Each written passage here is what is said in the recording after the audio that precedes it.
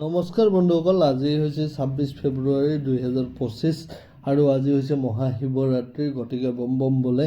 আৰু এনেকৈ আমাৰ ঘৰত যোনটো মন্দিৰ আছে লক্ষী, শিৱ, গণেশ চববিলাকে সেই মন্দিৰটোতে আছে। মানে এটা ষ্টেচনৰ নিচিনা হৈছে ভগৱানৰ।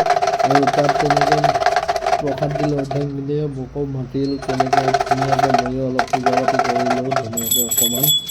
আৰু তেনেকৈ পূজা পাতি কৰি এতিয়া আমি আহিলোঁ ভগৱান জগন্নাথ মন্দিৰৰ শ্ৰী জগন্নাথ মন্দিৰৰ ওচৰত যোনটো শিৱ মন্দিৰ আছে লগতে লাগি থকা সেইটো মন্দিৰত আহিলোঁ। মানে ইয়াতে গোটেই ৰাইজে পূজা কৰে আৰু নাম কীৰ্তন আদি কৰি চবখিনি হয়। আৰু তাত আহিলোঁ, তাত প্ৰসাদ চসাদ দিলোঁ। আৰু এনেকৈ যাওঁতে জেলেপি পূজা বুলি ক'লে জেলেপিটোৱে মেইন, সেইকাৰণে জেলেপি ল'লোঁ। আৰু এতিয়া মামাহঁতৰ ঘৰত যাম।